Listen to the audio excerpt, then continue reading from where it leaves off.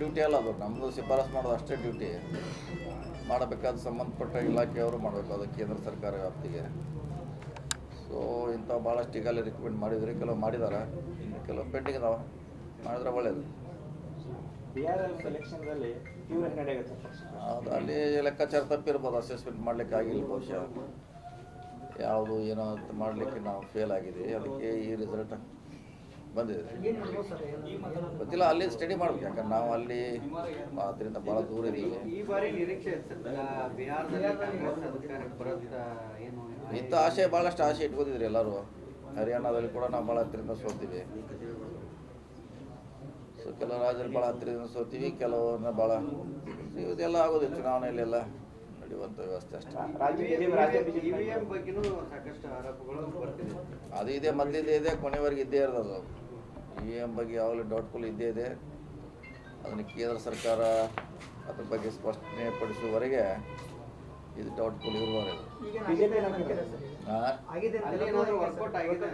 ನೋಡಿ, ಸ್ಟಾರ್ಟಿಂಗಿಂದ ಅದ್ರ ಬಗ್ಗೆ ಎಲ್ಲರೂ ಡೌಟ್ ಮಾಡ್ತಿದ್ದಾನೆ. ಅದನ್ನು ಸ್ಪಷ್ಟೀಕರಣ ಕೊಡೋದು ಅದು ಆಗೋದಿಲ್ಲ ಅನ್ನೋದನ್ನು ಕೇಂದ್ರ ಸರ್ಕಾರ ಚುನಾವಣಾ ಆಯೋಗದ ಸ್ಪಷ್ಟಪಡಿಸಿದಾಗ ಅದಕ್ಕೊಂದು ಕ್ಲಾರಿಟಿ ಇಲ್ಲ. ಅಂದ್ರೆ ನನಗೆ ಈ ರೋಗ ಇದೆ, ಇದು ರೋಗ ಇದೆ, ಅದು ವಾಸಿ ಆಗೋಲ್ಲ ಅಂತ ಹಂಗೆ ಇದು ಅದನ್ನು ಸಹ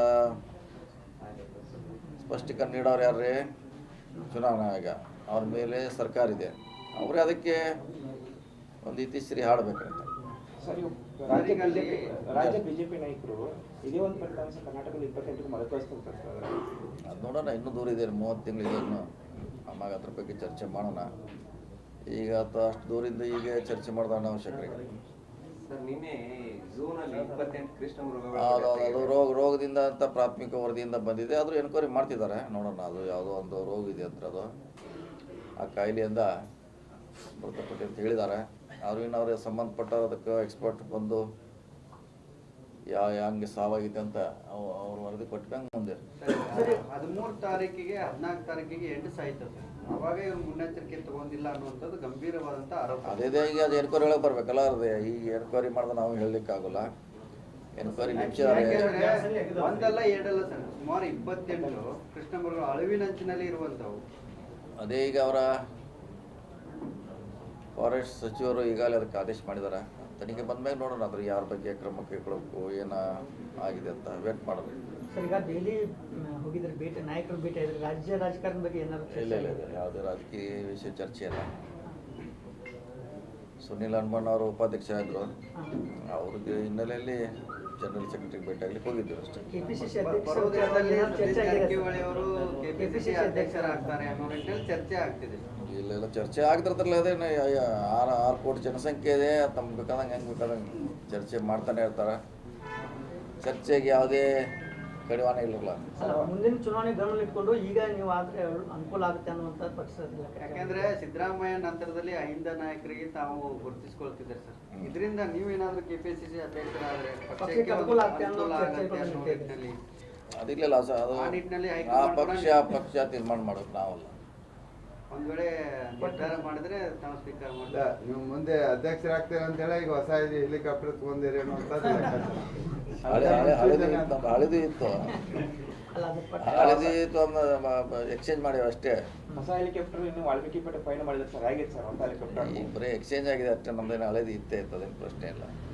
ನಿನ್ನೆ ಸಿಎಂ ಸಿದ್ದರಾಮಯ್ಯ ಅವರು ರಾಹುಲ್ ಗಾಂಧಿ, ಸೋನಿಯಾ ಗಾಂಧಿ ಅವ್ರನ್ನ ಭೇಟಿಯಾಗಿದ್ದಾರೆ. ಸಚಿವ ಸಂಪುಟ ವಿಸ್ತರಣೆ ಆಗುತ್ತಾ ಅಥವಾ ಏನಾದರೂ ನಾಯಕತ್ವ ಬದಲಾವಣೆ ಏನಾದರೂ? ನೋಡಿ, ನಿನ್ನೆ ಭೇಟಿಯಾಗಿದ್ದಾರೆ, ಅವ್ರು ಏನು ಮಾತುಕತೆ ಆಗಿದೆ ಅವ್ರಿಗೆ ಗೊತ್ತು. ಇಬ್ಬರು ನಾಯಕರ ಮಧ್ಯ ಅದು ಹೇಳ್ಬೋದು.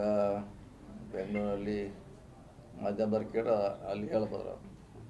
ಸಚಿವ ಸಂಪುಟ ಏನಾದರೂ ವಿಸ್ತರಣೆ ಆಗ್ಬೋದು ಸರ್? ನಮ್ಮ ಕೈಲಿ ಇಲ್ಲದ ಕೇಳಿ ನಾವೇನು ಹೇಳೋದು ಹೇಳ್ರಿ. ಅದು ಮಾಡಬೇಕಾದ್ರೆ ಅವ್ರು ನಾವಲ್ಲ, ನೀನು ಹೇಳಿದ್ದೀವಿ, ಮೊನ್ನೆ ಹೇಳಿದ್ದೀವಿ. ಮಾಡ್ತಾ ಇದ್ರು. ರಾಹುಲ್ ಗಾಂಧಿ ಅವರು ಸಚಿವ ಸಂಪುಟ ವಿಸ್ತರಣೆ ಮಾಡೋದಕ್ಕೆ ಸಿಗ್ನಲ್ ಕೊಟ್ಟಿದ್ದಾರೆ ಅನ್ನುವಂಥದ್ದು ನಾವು ಮಾಧ್ಯಮದಲ್ಲಿ ನೋಡಿದ್ವಿ ಅಷ್ಟೇ. CM ಅವರು ಅದಕ್ಕೆ ಹೇಳಬೇಕು ಬಂದು ಬೆಂಗಳೂರಲ್ಲಿ, ಬಟ್ ಡೆಲ್ಲಿಯಲ್ಲಿ ಹೇಳಿದ್ರೆ ಅದಕ್ಕೊಂದು ಫುಲ್ ಸ್ಟಾಪ್ ಆಗುತ್ತೆ. ಇಲ್ಲಾಂದ್ರೆ ವಾಪೋ ಅಷ್ಟೇ. ನಾವು ಪದೇ ಆಗಿ ಹೇಳ್ತಾ ಇದ್ರಿ ಸರ್, ನಾಯಕತ್ವದ ಏನು ಗೊಂದಲ ಇದೆ, ಅದ್ರ ಬಗ್ಗೆ ಹೈಕಮಾಂಡ್ ಸ್ಪಷ್ಟನೆ ಕೊಡಬೇಕಂತ ಹೇಳಿ.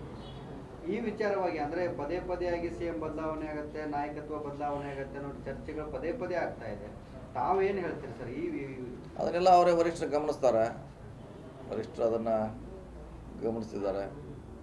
ಸೊ ಅದಕ್ಕೆ ಯಾವಾಗ ಹೇಳಬೇಕು ಅನ್ನೋದು ಅವ್ರು ತೀರ್ಮಾನ ಮಾಡಬೇಕು, ವೇಟ್ ಮಾಡೋದು. ಇದು ಅಧಿವೇಶನ ಬಗ್ಗೆ ಎರಡು ಅಧಿವೇಶನ ಅಂತ ಈಗ ಪ್ರತಿ ವರ್ಷದಂತೆ ಪೂರ್ಣ ತಯಾರಿ ಮಾಡ್ತಾ ಇದ್ದೀವಿ. ಸೊ ಅದರಲ್ಲಿ ಏನಂಥದ್ದು ಏನು ಭಾಳ ವಿಶೇಷ ಇಲ್ಲ, ಯಾಕಂದ್ರೆ ಮಾಡ್ತಾನೆ ಇರ್ತಾರೆ, ಅದನ್ನೇ ರಿಪೀಟ್ ಮಾಡೋದಿರ್ತದೆ ಅಷ್ಟೇ. ಕಾನೂನು ಸುವ್ಯವಸ್ಥೆ, ಬಂದವರಿಗೆ ವಸತಿ ಎಲ್ಲ ಮಾಡಲಿಕ್ಕೆ ಜಿಲ್ಲಾಡಳಿತ ಪ್ರತಿ ವರ್ಷ ಮಾಡ್ತಾರೆ, ಈ ಸಲ ಕೂಡ ಮಾಡ್ತಾರೆ. ರೈತರ ಹೋರಾಟ ಈ ಬಾರಿ ಜಾಸ್ತಿ ಆಗುವ ಲಕ್ಷಣಗಳಿದಾವೆ. ಆಗ್ಬೋದಲ್ಲ, ಅವ್ರವ್ರ ಸಂಬಂಧಪಟ್ಟ ವಿಚಾರ ಇದ್ರೆ ಪ್ರತಿಭಟನೆ ಮಾಡ್ತಾರೆ. ಕಬ್ಬಿಂದ ಬೆಲೆ ಒಂದು ಪರಿಹಾರ ಆಯ್ತು, ಇನ್ನೊಬ್ಬ 2-3 ಬೆಲೆ ಭಾಳಷ್ಟು ಕಡಿಮೆ ಇದೆ, ಗೋವಿನ ಜೋಳ, soya bean.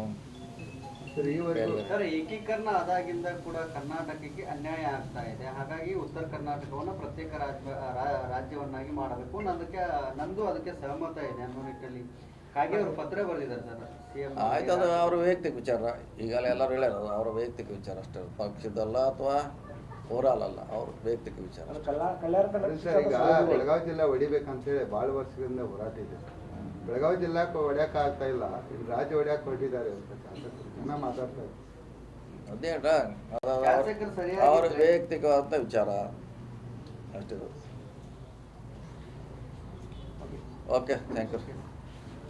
If you like this video ಬೇಗ ಲೈಕ್ ಮಾಡಿ, ಕಾಮೆಂಟ್ ಮಾಡಿ, ಶೇರ್ ಮಾಡಿ ಹಾಗೂ ಯೋಯೋ ಟಿವಿ ಕನ್ನಡವನ್ನು ಸಬ್ಸ್ಕ್ರೈಬ್ ಮಾಡಿ.